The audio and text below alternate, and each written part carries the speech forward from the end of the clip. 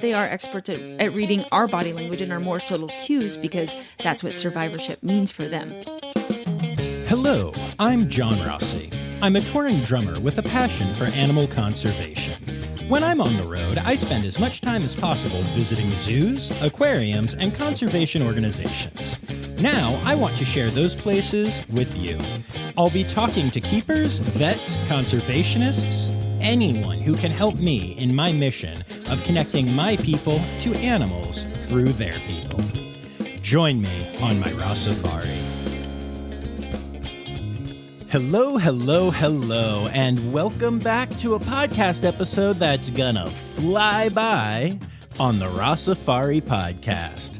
See, that's a joke because we talking about burbs today, y'all, but not in the way that we normally do. I'll tell you more about that in a minute, but first, let's talk about some things. Number one, sorry to tell you, but if you haven't ordered your custom tie-dye bandit shirt yet, it is now too late. We had sales blow past our expectations, and because these are all hand-dyed and individual pieces of art, our lovely artist friend Carissa decided that we needed to cap the number at 75 sales, which we hit in just a couple of days. So if you didn't get your bandit, you're not going to be able to get your bandit, but I'm going to talk to Carissa about trying to do this again in the future, so we'll see. Maybe you'll get a second chance. But I do want to say thank you to everyone who helped me and Peace, Love, and Tie-Dye support Red Panda Network in this amazing way.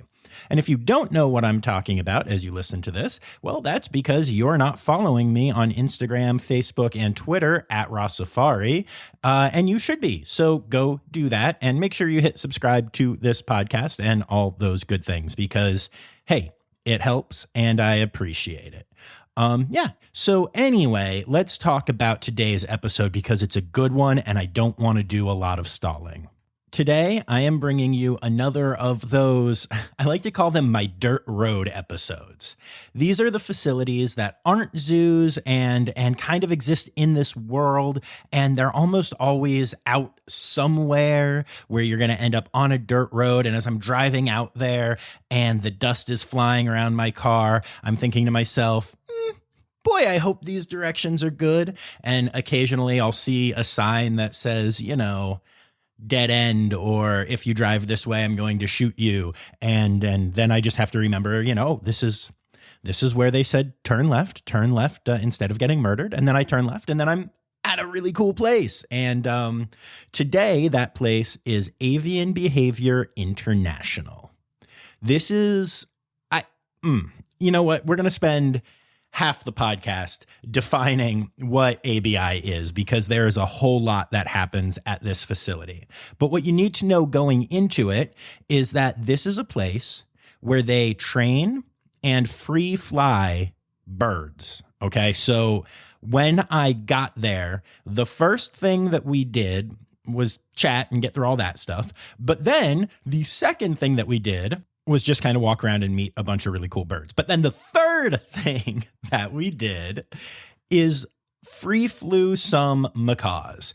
And what that looked like is exactly what it sounds like. We had some macaws and they came out of their enclosures and they were chilling on a perch. And then they were told to go fly and do the thing. And so they took off into the air above this amazing place in the mountains of Escondido, California, this kind of cool deserty place. And we all walked up to a tree and hung out there, and you could just see the macaws flying all around majestically. And then eventually they came back to their macaw tree. And they hung out there. And then they were flown again and told, hey, go back to your perch. And even though it was like really far away, they did. And then they got to go back into their enclosures.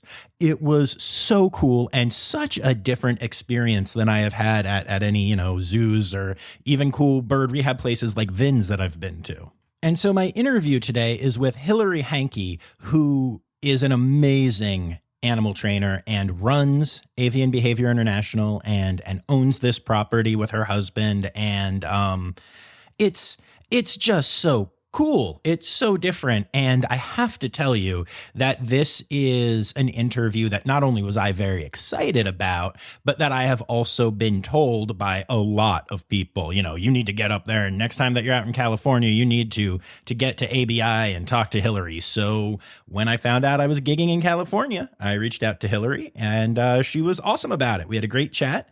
We were actually connected by a friend of the podcast who you all know, Danny Poirier Larson. And I know that Danny is incredibly excited about this episode. So hi, Danny, here it is. And Danny even provided me with some questions about training that I was able to ask Hillary. Now, I'm not going to say in the podcast which questions those were, but it'll be pretty obvious when I go from asking about the dumb stuff I normally ask to asking really impressive, detailed training questions that I got those from Danny. So thank you, Danny. And with that said, I think it's about time to get to it. So let's listen to our commercial. Today's episode is brought to you by Daydreamers Studios. Do you have stories and expertise to share with the world? Have you ever thought about starting your own podcasts? There's no better time to start than now with the help of a trusted production partner. Daydreamer Studios is a full-service production company that takes all the stress off your plate. You can focus on creating engaging content while they focus on recording, editing, audio engineering, hosting, and publishing on 22 platforms. Log into the advanced remote system with one click, and the Daydreamer team will be on the other end, ready for you to record everything you have to say. Owned and operated by Daydreamer Network, Daydreamer Studios continues on the company's mission to empower storytellers of all kinds by making podcasting accessible to all. For more information and current promotions, visit daydreamernetwork.com/studios. And now let's get some cool insight into training and birds and all the cool stuff that we talked about with Hillary Hankey of Avian Behavior International.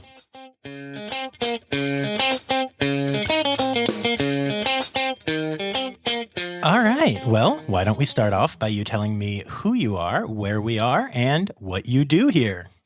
All right. Thank you. My name is Hillary Hankey, and I'm the owner and director of Avian Behavior International in Escondido, California. We are sitting on 20 acres of prime bird training territory, but more specifically, we are actually in a reptile room surrounded by a bunch of snakes. Yeah, I thought this was going to be a bird podcast, and nope.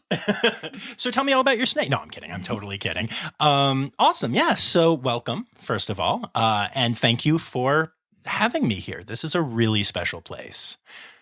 Yeah, thank you. I absolutely agree. I wake up every morning excited to just take it all in. Every day it is a truly special place. I couldn't agree more. So you are widely accepted as a bird training expert. I'm just going to say the words. You probably hate compliments, but and you are a person who has been recommended to me for the podcast many times. You have lots of fans, if you don't know that, in the bird nerd world. And part of why that is just deep knowledge and understanding of training, but part of that is because you do free flight, and that's amazing. That is true. It's actually the thing that really got me really excited about positive reinforcement, because I had a free flight mentor it was probably like 1999, 2000. And I didn't really know the basis of the science that I was practicing until I took a couple of seminars, and I got really excited about operant conditioning and behavior science. And then I caught the free flight bug, and I just started training everything to fly that I possibly could.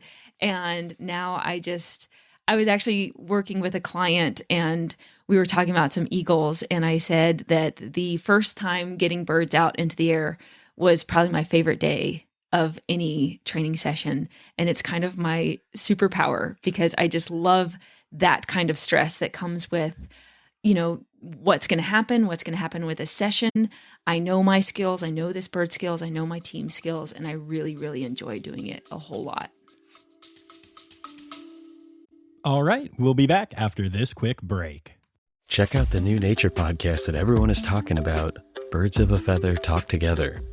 If you like Radiolab or Planet Earth, you'll love Birds of a Feather Talk Together. Escape from the daily grind into the world of birds. 2 experts and 2 amateurs talk about a different species every week. Recently, we talked about the osprey, burrowing owls, roadrunners, pigeons, giant hummingbirds, house wrens, sandhill cranes, and so many more. We have a lot of fun every week. Learn more about the incredible birds around you and some that you didn't know existed. Birds of a feather talk together. You're going to like these birds. I guarantee it. That is evident. So when I got here, the first thing that we did was we did some free flight with macaws. And you and I have been hanging out for about an hour now. And you're like a pretty chill, pretty laid back person. We've had lots of dumb jokes, lots of laughs, lots of good times.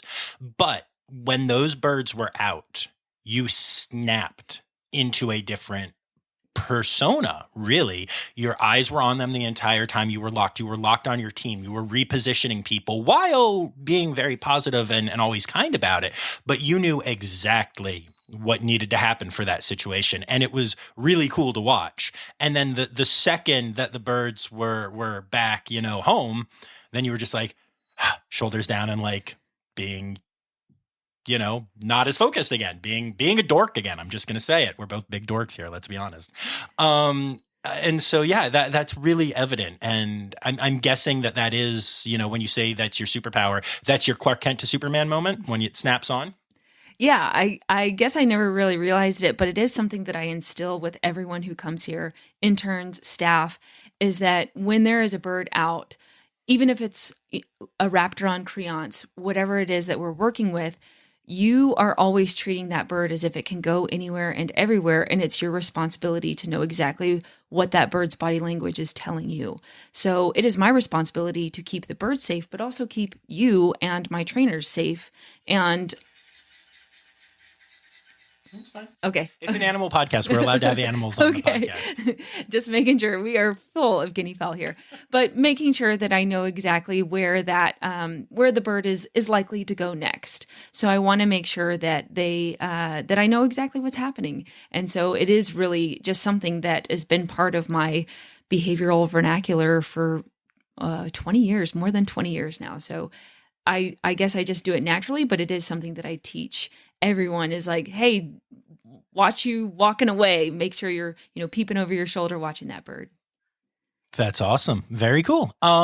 So before we get into some training stuff, let's talk about ABI. So Avian Behavior International, elevator pitch. Explain to my listeners what that is. That's a great question. So we do have a really broad audience. And so when someone asks me what ABI does, I say that we focus on the human and animal connection in a variety of different ways. And we put progressive training at the forefront. And our idea is to make conservation education fun and entertaining, and in a way that you can experience the true nature of a full-flighted bird. That's a good elevator pitch. I like it. What avenues do you use? I know that you can book tours here, and we'll talk more about what those experiences are like and some of the birds here. But what else do you do? Because I know you assist other facilities and stuff. You've got a large amount of stuff going on. Yeah, that is for sure. Yeah. So we do book tours here. Yep. And then we do some contracts. It really depends on the facility that we want to do like a free flight contract for, because I do fly my birds a little bit different than you might have seen in other places. They do fly really big, and we want to make sure that kind of stays true to us because it is important for our training paradigm. But we also do a lot of educating. We have an online membership with trainers and parrot people as well. And so we really want to put like progressive training in people's minds, that we're not just focusing just on positive reinforcement. It's really like a holistic and comprehensive way that people can work with their animals. That's really, really awesome. I love that. And, you said it's not just for facilities, but for parrot people in general. And I have found that the citizen community is a a lot. There are a lot of really strong opinions by bird owners. And I'm not talking zoos. I'm talking like private owners and stuff. I know that the internet is just full of strong opinions nowadays, but the citizen community seems to take that to the nth degree. So what has your experience been with, and what has your reception been like in that community? Yeah, that is putting it lightly. I think one of the things that's really tough is that it's hard to really define what expertise is in like the parrot world, because someone, and I say this a ton of different ways, but someone with an eclectus can get on YouTube and get thousands and thousands of views, recommending feeding products, recommending how to train your parrot to step up and all of these things. And that makes them look like an expert. And I'm not taking away from that person's experience and learning history, but it can be really hard when you have someone, for instance, like me, who does have decades of experience consulting all different kinds of species with all different kinds of backgrounds, is that person has their subset of n=1. And when it comes to just really learning how to help people and how people learn and want to learn and be taught, it can create a lot of strong opinions because we want to be right rather than to serve each other. And that part kind of makes me sad, because if you're in it for the money when it comes to, working with animals, then you're probably not going to get very far. I hope. I don't know. I could be wrong. Yeah, no, I think you're absolutely right. And I think there are those people that do succeed with the wrong intentions, but I think it's rare because animals poop a lot, and animals can also read people really well. This is going a little off the rails, but I like to do that. I have a theory about myself that I wanted to run by you. And if this is really dumb, I will cut it. But I've had this experience happen where I get to meet cool animals, and either like something behind the scenes or even just at a zoo or something where there's like a standoffish animal or whatever. But especially when I go and do the behind the scenes stuff and I'm told, oh, this red panda doesn't like males. And I am the only male that red panda will take food from. And, that has happened and stuff like that. And my little pet theory on it, just as I've experienced it, is that for whatever reason, when I get around animals, as excited as I get, when I'm actually with the animal, I am completely calm. It is such an otherworldly experience for me that it's like a moment of zen, and I stay completely calm and I'm cool and I'm enjoying it. And my voice goes up like 3 octaves. But other than that, I am very calm. And then after the fact, I'll walk away. I don't know if you noticed, but as we walked away from the birds, I was like, and my hands started moving. But when we were actually like hanging out with the birds, I was just chilling. And I don't know why I am built that way, but I have been that way for all of this. And I'm wondering if you think that like animals in general can read that kind of thing, or if that's just me. That's just, like I said, that's my pet theory. Well, I like that you point that out, because it goes back to experience, and it goes back to closing that feedback loop. So what you're talking about is someone who probably is quite intelligent, yourself. And well, thank you. My whole audience just went, no. But and that's the whole point of what experience tells us, is that we're not just doing the same thing over and over, but we're responding to cues that say, okay, that was successful. Okay, I got what I wanted from that. And some people are more amenable to closing that feedback loop and seeing what works and what doesn't, versus someone who is maybe just a talker versus a talker and a listener. So that's where experience comes into play. Even if you're not a professional, right? You could be, like I said, the YouTuber with one bird, and you could have a lot of really good experience and be a really good listener of animal body language and a responder as well. So I don't mean to hack on the one person or the amateur by any means. They could be very valuable, but closing that feedback loop, like you're just talking about, like I'm noticing this and this is the outcome that I'm getting, that is probably one of the most important assets for anyone, and that's communication. All right, we'll be back after this quick break. Hi, this is Kathy Hill from the Indian River Lagoon National Estuary Program. We're We're all about restoration projects in progress this season on One Lagoon, One Voice. Learn about the great strides the lagoon community is taking to restore and protect the Indian River Lagoon. Each week, we dive deep into discussions with scientists, resource managers, and nonprofit leaders to explore lagoon issues and solutions. From oyster reefs to clam restoration, algae blooms to muck, you'll learn all about the projects we're tackling to bring the Indian River Lagoon back to health. Click the link in the show notes to follow One Lagoon, One Voice, learn about the IRL Council, and explore our unique lagoon.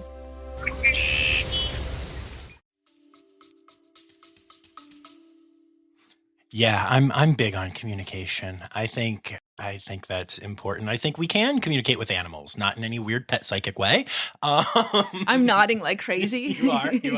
Yes, this is a problem I have with some of my guests. They will nod a lot and laugh a lot, but they don't want it on mic for some reason. So like I'm making jokes and someone is cracking up and fighting the urge to you're doing it right now. There it is. There we go. We got a live one.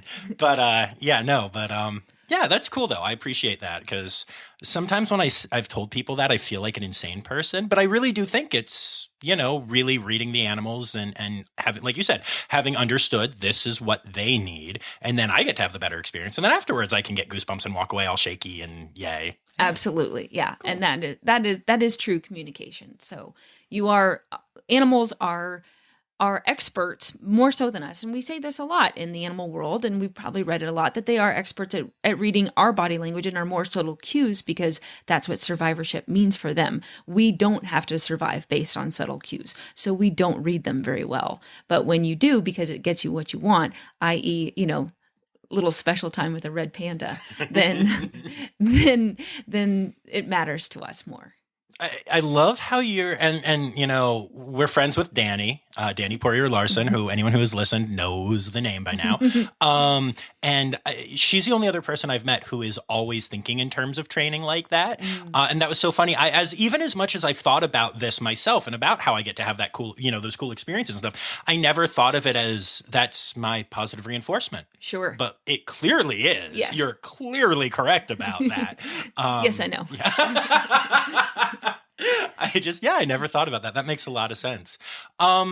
So I want to talk, there are just so many things I want to talk to you about because this is such a special place. But we were talking a little bit about the fact that, zookeeping and animal care and call the field whatever you will, because this is not a zoo, is largely at this point seems to be dominated by young, strong women. And then the leadership is old school white dudes. And you are a badass lady leader in the field. What does that mean to you and how did you get there? Yeah, I was partly pushed, partly driven to be where I am today. And I do think that it is not I know that it's not an easy place to be where I am. And I constantly am reminded of that in all kinds of different ways. Even in just like the client contracts, the way that I talk to people inside and outside of the zoo world. I do plenty of other work, with my animals that involves, photography shoots and that kind of work. And it is very challenging. But I was what you would call, scientifically speaking, like a technician in the zoo world. So like a zookeeper, an animal trainer, and it is dominated by women. And as I mentioned to you, and I've said this before, that I also was part of sort of the process or the machine where there were the men that were the part of the higher ups, the management. And if you are in the management as a male, as a white male, as just a male, and you're not recognizing that the power differential exists and you're not responding to it, then you're doing it wrong. And I hope that in this day and age that it will somehow kind of catch up to us all. But for me, starting up Avian Behavior International, I think it helped me to not be aware of that at the time because it was 2013 and I didn't really think about it. I come from a family of entrepreneurs, and my dad started his own business and he encouraged me to do that. I have plenty of family members that were just like, yeah, do it, because I was fairly unhappy with where I was. I was not in control of the animals in my care. I didn't have a say in what happened to their health and welfare. And I couldn't do that. I was so used to flying birds the way that made me happy that I couldn't do that where I was. So there was no other way if I was going to keep finding a path forward, I guess. So that's why I say, like, it was practically inevitable, and I'm not a woo-woo kind of person. So there was just no way. There was nothing there for me. I could not play the game. I cannot play the game in order to gain places of power. Yup. Oh, yeah. I know that story. I have skipped more important parties with producers that I just didn't feel like being social, or COVID was happening and I didn't want to, die for my career or whatever. And playing the game sucks at every level. And I'm a cis straight white dude. I can't even imagine trying to play the game with power differentials coming into play as well. Absolutely. Yeah. It was not, I think I maybe thought about it for like a week and I was like, no. So, as hard as it's been to build this business, and I did have a business partner when I first started, and it was terrifying to think of going at it alone. But then it just became obvious that this isn't going to work out between the two of us. And so I just was like, okay, well, this is me. And it has been very hard. I've had even male interns treat me just in a way that if it were me as a man sitting there, I couldn't imagine someone talking to a man that way. And it is infuriating. It's horrifying, but at the same time, it's also really, really rewarding to have come this far. And if everything falls apart tomorrow, I'd still be really proud of everything that I have accomplished, but also that the people who have supported me and been here with me that also have helped accomplish too. That's awesome. And what do you do to pay it forward? Are you helping, the next generation? Heck no.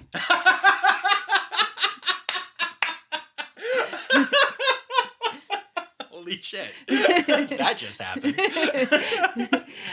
No, absolutely not. So, my whole like ethos is around creating a business, an organization, a safe space, a supportive space to really empower, obviously women, but everyone. I can't be like, no boys allowed. No. But like creating a safe space where people find their strengths, find a place where, yes, it is led by women, but also how to be aware of all of that and what to do in that type of environment where you're recognizing those differentials. You're recognizing how hard I am. I think if anything good, one of the things good coming out of the pandemic is that transparency is of the utmost importance in a workspace. So that is one thing that we talk about a lot here, and just being transparent about whole kinds of things. And so that is one thing here that is quite important and part of our daily routine, but then also just really uplifting and empowering the people in my space and allowing them to be creative, innovative, hold themselves accountable and each other accountable, and just really kind of going for it. I really love that. And I'm curious. So you are an expert in training birds, but that applies to humans too, right? And again, kind of that's the thing we were talking about, how a lot of times the people who are not good managers in zoos, and again, there are a lot of amazing people in management at zoos. If you listen to the podcast, I love zoos. I love the mission. I think most people there are magical, but there are always going to be bad apples everywhere. And I think can you talk to the fact that like management and training are like, and animal training overlap about 100%, right? I mean, you can give Brazil nuts to employees when they do good work and they'll crack them open. Okay, not quite that much, but go ahead and talk about that a little. Yeah, 100%. So that is something that has always been really important to me. And I've actually given presentations on that, kind of showing the overlap and try not to make it too simplistic. But there are things that I think that you can do as a manager in just making sure that the way that you're treating another human being is the way that you would also treat the animal in your care that can go anywhere and do anything like a free-flying bird. And that you're not going to keep that person emotionally hostage with their compassion, just like you wouldn't do that with a bird that can be like, nah, not going back into that crate. Not going back into that aviary, because that is literally my job. And so I don't want to be the person that, takes something away from a person just to kind of hold the leverage there. Just like I wouldn't want to be the person that my hawk is like, where are you hiding that food from me? I'm not leaving until you give it back. That's not what I want. That wouldn't get me anything from my falconry bird. It's not going to go out and do anything cool that I want to see. And that's kind of the way that I feel about the people that I work with, is like, I want them to innovate. I want them to create. I want them to do amazing things that I facilitate, but don't tell them what exactly to do. So I think the only way that we get there is by reinforcing the small steps and then just like watching the nonlinear like approximations happen. And y'all, I can actually vouch for that because I've been here for a while and I've watched Hillary with the staff. And what she's talking about now so specifically is something that happened so organically. But I noticed it as she was giving instructions on what to do while we do the podcast.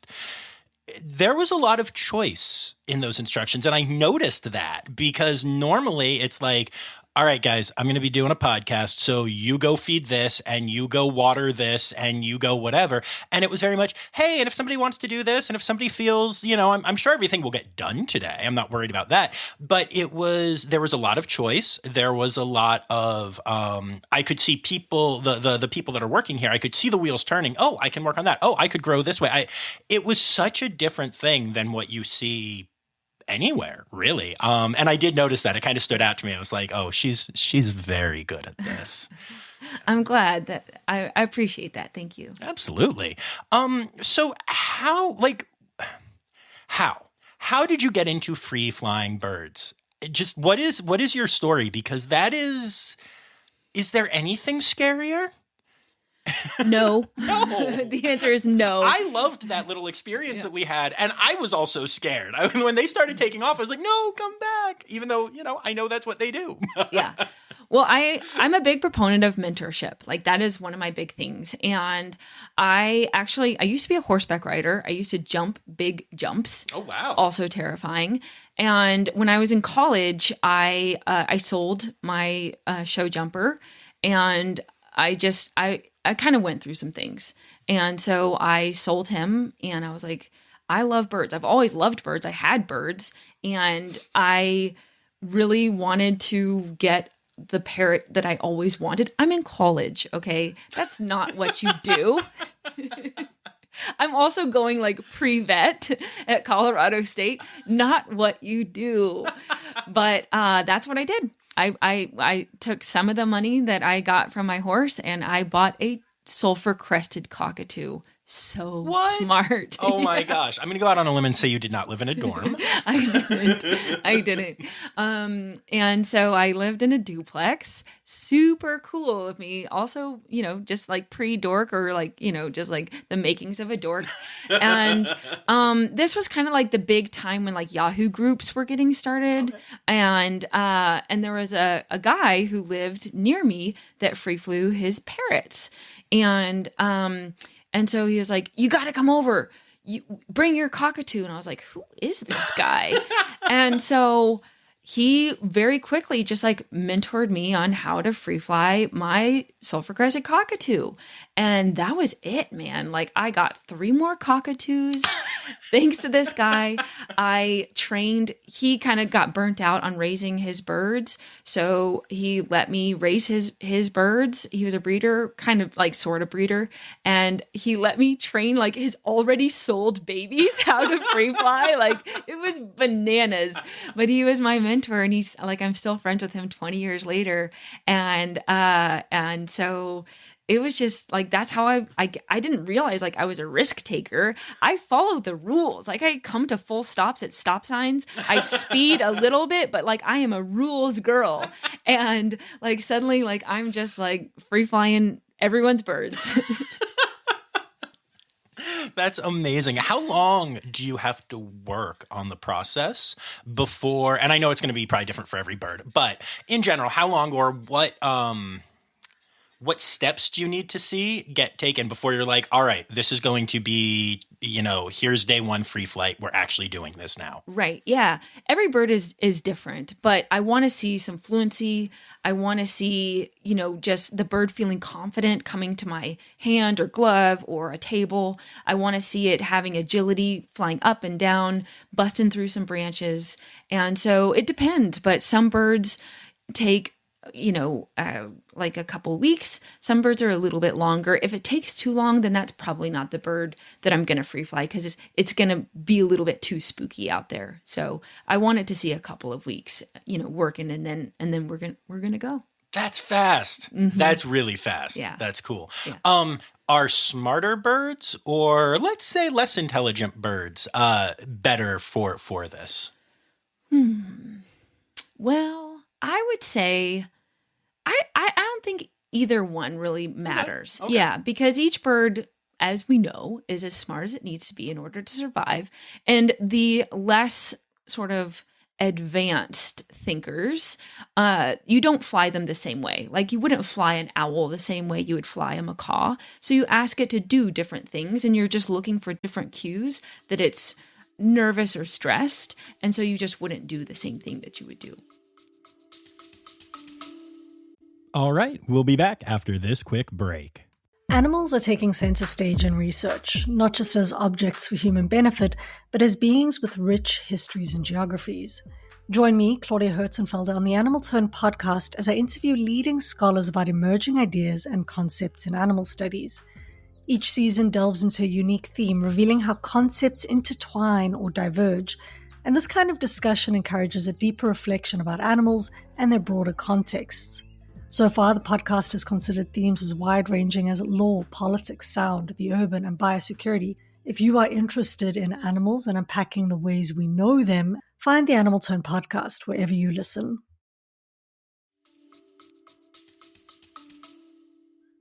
That was very diplomatic of you, but no, that's fair though. That's fair. Well, before I get to it, because I have questions. I have questions from people.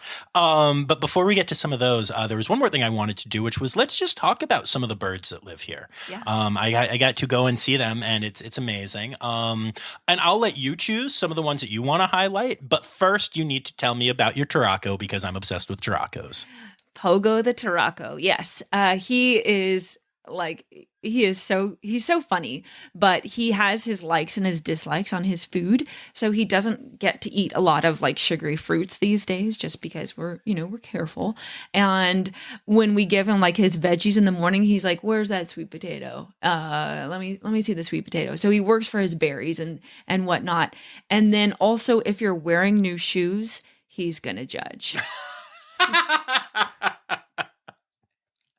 So he gets down and he's just going to vocalize like crazy at your shoes. So you got to work him in nice and easy.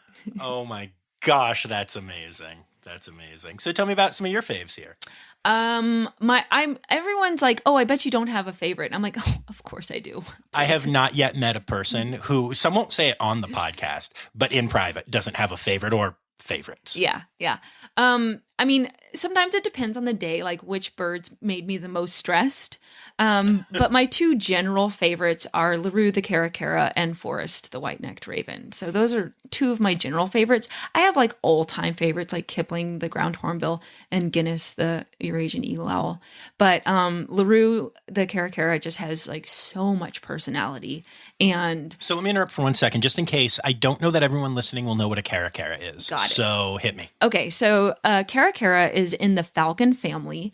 There's a few different species of the caracara. They're found in South America. They are generally a scavenger, although some are known to eat wasps. And they spend the crescent caracara spends a lot of time on the ground. And you can find them, some are in Florida. You can find them in Texas, New Mexico maybe, and then Mexico down into like through Central and South America. Amazing birds. Go look them up. They're incredible. I read the book, The Most Remarkable Creature, and I got to do a Zoom call with the author, and it's an interesting book.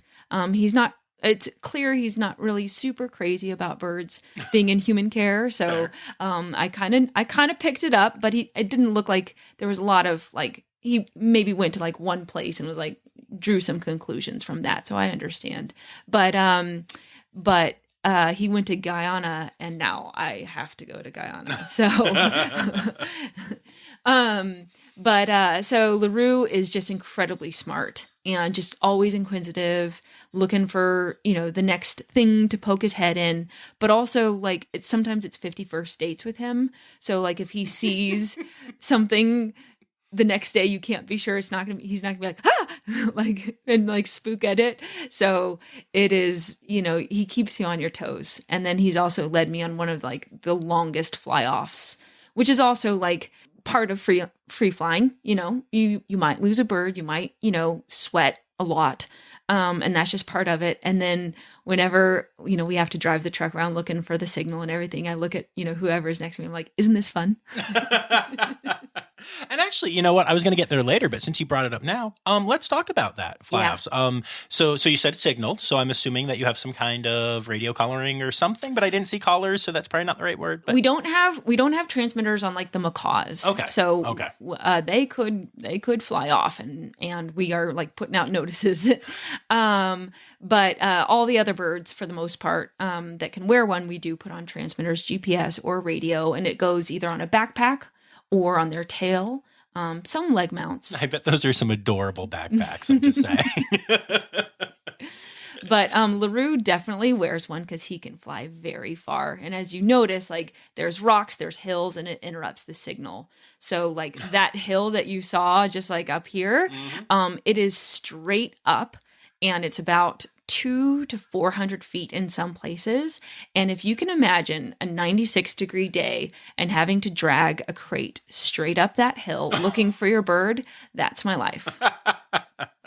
And wow. Yeah. And then getting back down and being like, isn't this great? Lovely. Yeah. But you're usually successful in yeah, we've everyone? never we haven't had like a bird like disappear. Nice. So but we always say like it could happen. Right. Like that is a possibility. So when we flew our birds at the Memphis Zoo last year, and the macaws were just kind of mapping the area, that's scary. There's predator habitats, and they're in trees, and you can't see. The visibility is really scary, but the macaws know their job. They know how to get back, and that's just part of it. So I can see where it's really alarming for someone who's not used to that, but it's really thrilling for me just to see them work together to get back home. Right. So I love it. I love watching them just figuring things out. That's awesome. Cool. So tell me about a couple more of the birds here. Okay, so let's see. I said Forrest. We met Forrest. He is the white-necked raven. I'm in love. Yes. I think I like black birds with white because my Russell Crowe, same thing. Pied crow. Yeah. Yeah. I think the birds that challenge me the most as a trainer and I have to think through their like species differences, their ethological tendencies. Those are the kinds of birds that just really kind of get me thinking even at night. So Forrest is just incredibly intelligent. There's so much that I just kind of want to unleash in his potential. So that's kind of the reason why I really feel drawn to him. And then Kipling, the Southern Ground Hornbill, is also one that is such a big challenge. He's 9 years old, officially kind of what you would consider a mature ground hornbill. They can live for 70 years. Whew. And at 9, they're finally like ready to breed. And he can be very territorial in the springtime. He goes looking. And and so it's scary. It is scary. And I don't like that kind of stress. So he doesn't have a transmitter on, so he would destroy it. So that kind of bird is just, I haven't seen too many people, and I'm not saying it's not out there. I'm not like tooting my own horn. I just haven't seen too many people do what we do with him. So there's just not a lot of models and not a ton of people that we can ask. There's people who work with their northern ground hornbills, but that's a completely different barrel of monkeys than a southern ground hornbill. So it would be nice to be able to see if there's another path that other people have taken that I could just talk with, or if it's just me, just like, like figuring things out. And then it's like, why would you do that? I don't know. No one told me not to. Well, that's fun. When people come here and book an experience here, what is that experience going to be? That is a good question. So people can like arrange different experiences depending on the birds that they really want to learn about and interact with. And I always say people generally come for the owls, but they stay for all of like the other birds, because they get to typically book an experience with, let's say, like birds of prey. So they get to meet and really see what the differences are between like an owl, a falcon, and a hawk, let's say. Or they might do like just an owl prowl, which is our different owls. And then at the end, they come for a whole tour of the farm. They learn about how we're growing things, our bees, our donkeys, our goats, all of the things. And they meet everything, and they just fall in love with all of the different birds. They never have seen a ground hornbill. They didn't know about the Mabula Ground Hornbill Project in South Africa. And they didn't even know that a kookaburra laughing was not a monkey, Right. And so then it gets them excited about all of the little things that we talk about.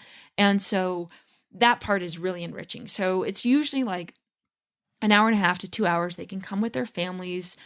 Little kids can come for like some of the experiences, but not all of the experiences, because we don't want anyone to have a negative interaction with either bird or human. So we do want to have those up close experiences that you might not get to have at a zoo.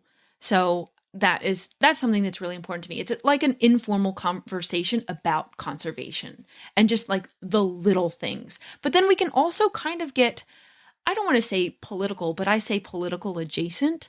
So we can talk about some really tough things like, hey, did you know there's actually a price that we could save the Amazon rainforest? Like if the whole world contributed $20 billion to Brazil, we could actually like incentivize not deforesting the Amazon. Right. And just putting some of those little ideas out there in a non-controversial, non-confrontational way that just starts seeding these thoughts that it doesn't matter where you are in the political spectrum, that we can just talk about it because we've developed this rapport. You love my owl, I love my owl. And you love Leo the hyacinth macaw, I love Leo the hyacinth macaw. Guess what? We can do this together. We just have to like think about it in a different way. Dang, I really like that. That's really cool. I feel like almost everyone I talk to, myself included, look at conservation as the end game, but looking at it as, a larger way to, now that we're connected through these animals, to talk about other stuff too, is really interesting. That's very cool. Yeah. Very yeah. cool. I would agree. Yeah. I mean, the whole point of these birds is for them to have a story so they can tell you another story. That is my point with giving them a name, putting them on social media so that people actually have like a touch point for a much bigger picture. Right. That's awesome. Very cool. You used the term earlier, progressive bird trainer. What does that mean to you? And what especially the progressive part? We all know what bird trainer means by now, but what does that phrase mean to you? Yeah, so I actually got that term from Emily Larlam, who is a dog trainer, very, very good dog trainer. And she is of Kiko Pup fame on YouTube. And she's amazing. And so she uses progressive training to talk about that, positive reinforcement can mean so many different things. And we base everything that we do on trying to organize it so the animal gets what they want. But when we just use positive reinforcement, sometimes we're putting that focus a little bit harshly on maybe it's motivation. And so the animal training world, the bird training world can get pretty, what do I want to say? The bird training world can get pretty focused on using motivation in forms of like weight management. We can kind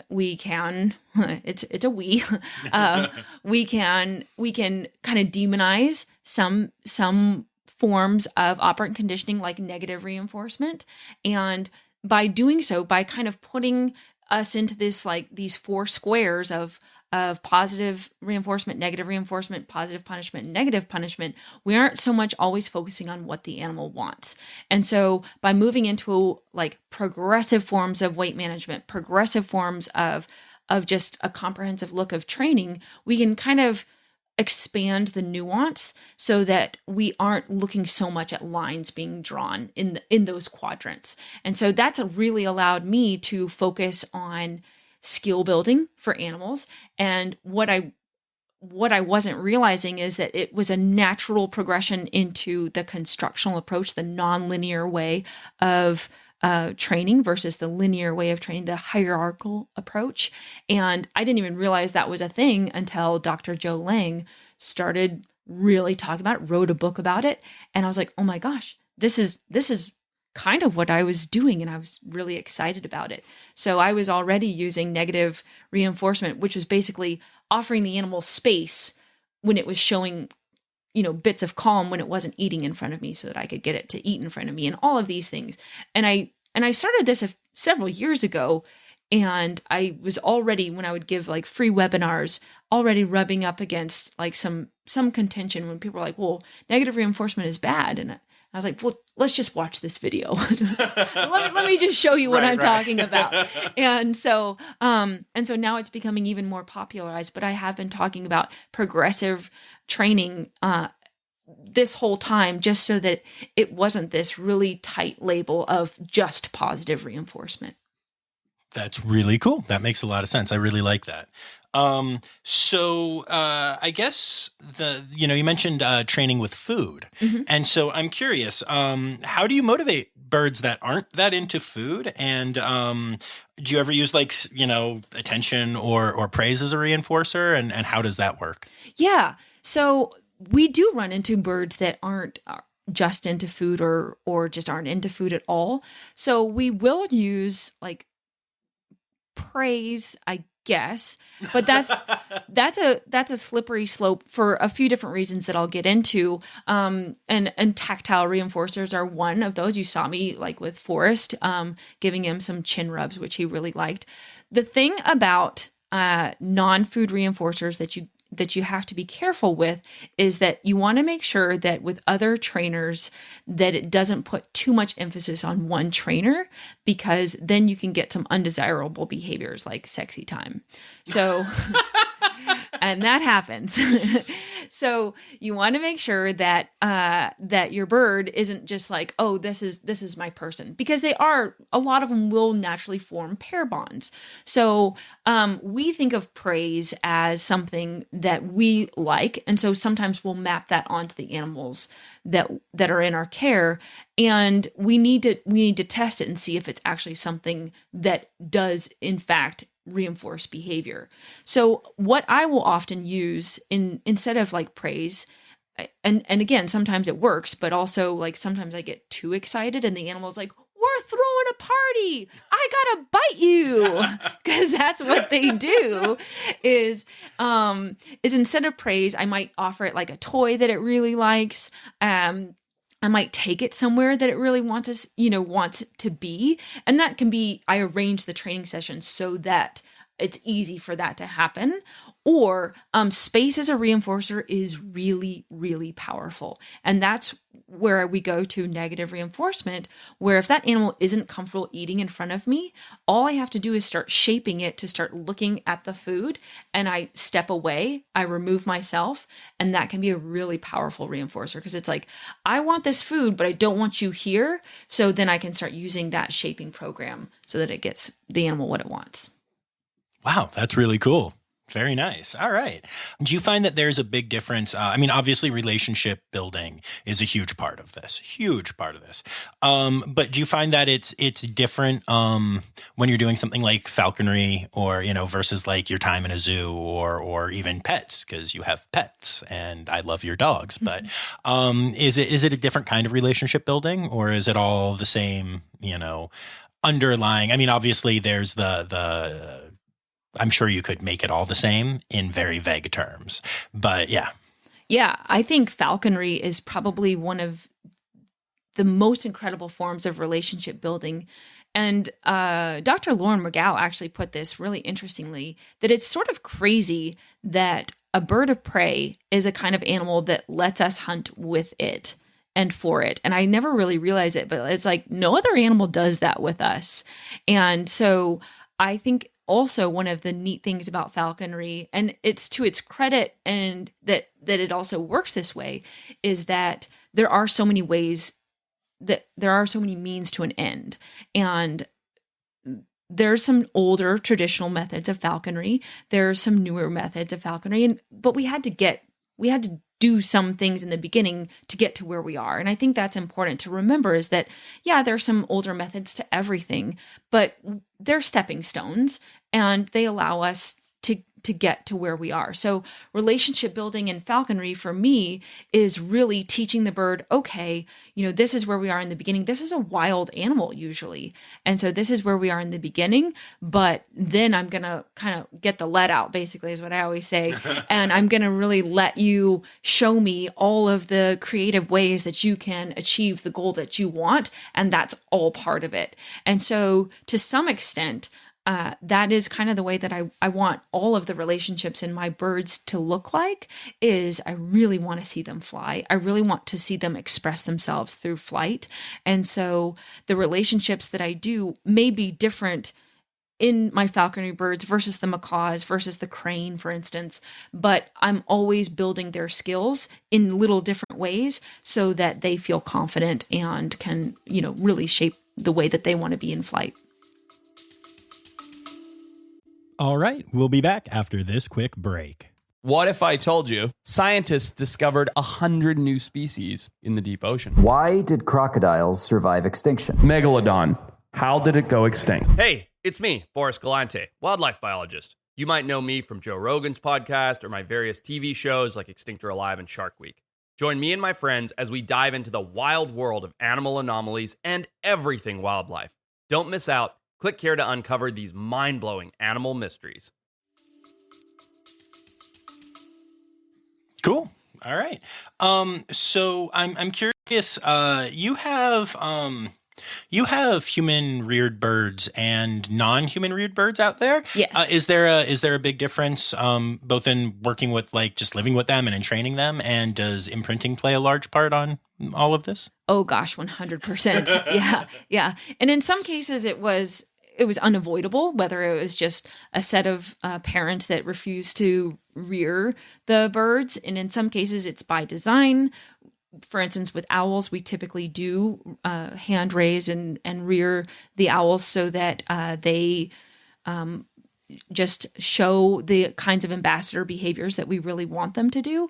But hand-reared, imprinted birds can come with a set of behavior scenarios that can also make it really challenging.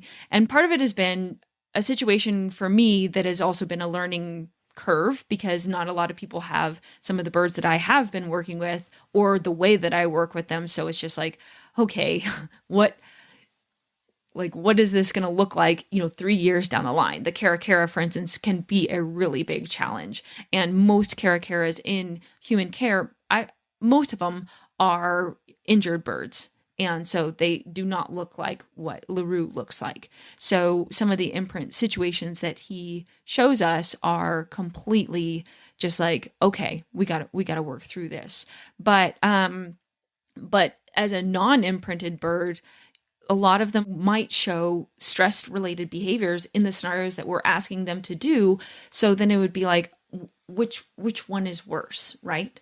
So I always tell people that come here when they ask if these birds are rescues or rehabbed birds, I always tell them that we raise our birds the way that we raise them, whatever way that is because we want them to show their natural behaviors in unnatural scenarios. We want them to be as comfortable as we possibly can have them be so that people kind of get a peek inside of what it looks like for an animal in the wild, but still be completely comfortable around humans.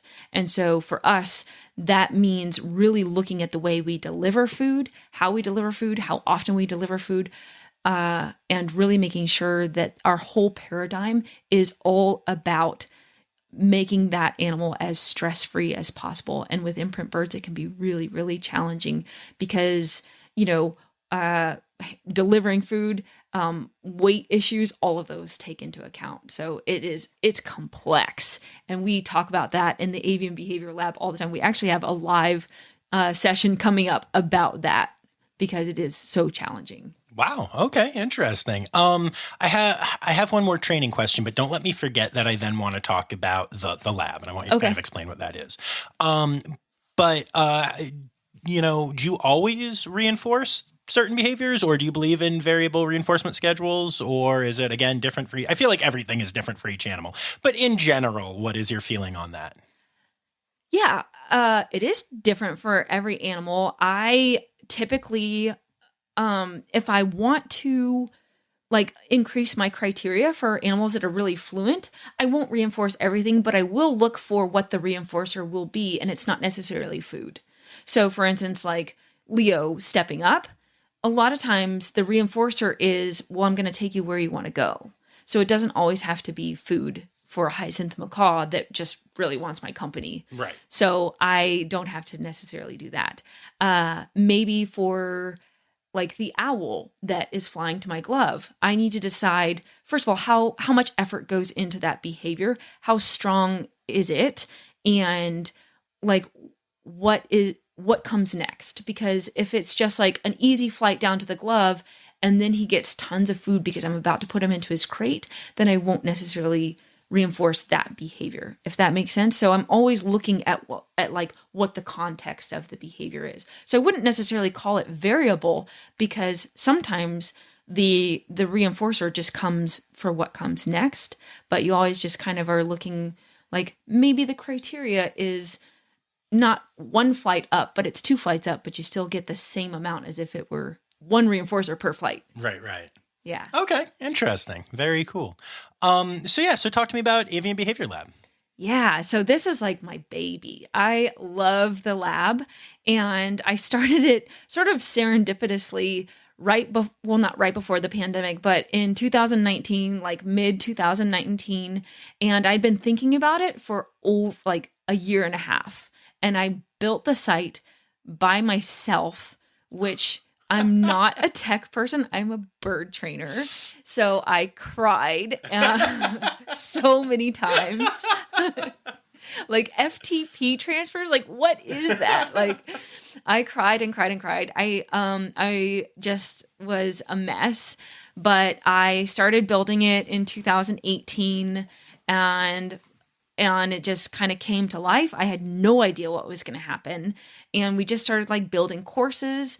And then it was suddenly easier to be because I was thinking of courses how to step up, how to fly to hand. And then it was here's a simple little course about bridging, and just whatever is in my mind just comes out into a course or a live stream.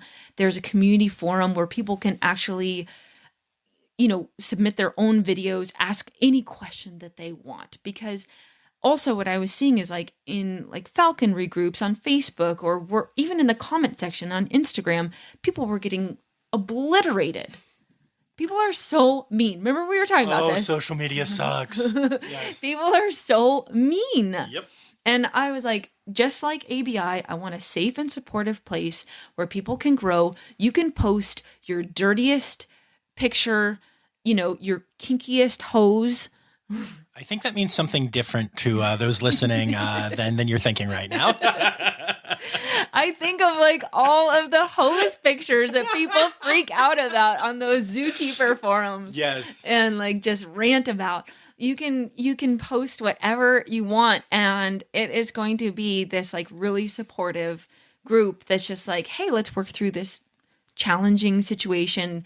And I'm gonna, I'm also my point is to teach people how to think about problems scientifically, so that I could kind of like, just sort of untangle the thoughts in my brain in how like I think about situations where it's like, yeah, there's a really big sucky problem, but I know how to figure it out. It might take some time, but I know how to figure it out. And so that was kind of the point for the lab. And so it started in 2019, and it like, I just started adding some remote assistance to help me with various things because it was just like getting to be so much. And one of the people was like, oh my gosh, you have so much content. Why aren't you talking about this more? And I was like, I don't know. Like, I don't have time. I'm training things. So, we're starting to do a few different things and kind of offload some of the stuff from my plate so that we can like put out different content ideas for people who aren't really sure kind of what's going on in there, but there's so much good stuff. And we're getting like experts to, join in and all that good stuff. So it's really fun. That's awesome. And what is it a membership based thing? And how does that work? Yeah, it's a membership subscription. There's a basic membership for like mostly geared towards your parrot people. We have some dog and cat people in there too. And then the premium membership is for like your upper level parrot people, as well as like your zoo and wildlife rehab, your educator trainers, and then a facility membership. We actually have people that like banded together because it is like a lower cost per person. Mm-hmm. So your facility, like your corporate kind of accounts where people can get sub accounts, and that's a premium level membership, but just, for more sub accounts. So it's really cool. It's a lot of fun in there. That's awesome. Very cool. Yeah, I know what you mean about sometimes like people talk about, why aren't you talking about this more and more? I get suggestions on things to do for Rossifari all the time. And I'm like, guys, I sleep like 5 hours a night as it is. I'm trying. I'm really trying. I believe it. Yeah. It gets tough sometimes. I totally believe it. It's a lot to put on a podcast. Oh, yeah. Sure. Yeah. And quickly talk about that because you have a podcast too. Yeah. So I have the Avian Behavior podcast, and like I mentioned before, like my audience is really broad. So I love to talk about parrots. I love to talk about raptors. I love to talk about avian nutrition, and just sometimes I have people like you do. And sometimes I just talk to myself in my husband's reptile room. So it really just kind of depends. But we do get a lot of positive feedback and some like requests for certain topics, but just talking about behavior problems and and all the good things. We get suggestions through our Patreon and all that comes with just avian behavior. Yeah, love it. It's a cool podcast, and Danny was on it too. That's when I first listened, and there's some really cool stuff. I listen sometimes. Sometimes it's over my head. I'm not gonna lie, but I'm also not a trainer, so it makes sense. But I do like how you break things down. I think it's very very accessible. Yeah, there's a few things that even my like non-bird friends listen to. Like I got into grief when my dog died, and just talked about mentorship. A few things that are a little bit more broad because I am just I just like to learn, and so I consume a lot. My uncle was like, "Do you ever just sit like and not read or listen?" And I'm like, "No." Yeah, that's real. That's real. Are there any conservation organizations you'd like to give a shout out to? Yes, I'm a big fan of the Ojai Raptor Center. It's not too far away from us. We raised an owl for them, and she's the best. Her name is Juniper. She's a great horned owl. There's so many of the best birds, but yes, animal people, myself included, do not understand the word favorite or best or what those words actually mean. Yeah, as well as the Mabula Ground Hornbill Project is an incredible rescue, rehabilitation, and research organization in South Africa. Nice, very cool. It's time now, don't you know? we've come to the end of the show. But there's one tale left to go. You're gonna laugh and say, oh no. It's time for the Rossifari poop story. Okay, well, I've got a pretty gross one. I do on occasion just do gross things on accident. But one morning I was eating a breakfast cookie and I was going around just like taking care of the birds, and I was going to feed out our vulture. And so as you probably know, our vultures tend to eat like the older foods that are left. And so I had my cookie in one hand and old mice in the other hand. And I was like, oh, I better eat this cookie before I go into the vulture aviary real fast. And I took a bite from the wrong hand. Oh my God! Full bite. Just as you would when you swallow a cookie real fast. Oh, that's rough. Yeah. I can still taste it like in my mouth too. Oh yeah. Mm-hmm. Yeah, that one will stay with you for life. Yeah. Wow. Okay. On brand though. Yeah, I like it. Like there's not too many things that I haven't done that I'm like, oh yeah, that sounds about right. That would be what I would do. Awesome. Well, thank you for taking the time to do this. Absolutely. Thank you so much. This has been really fun. Yay.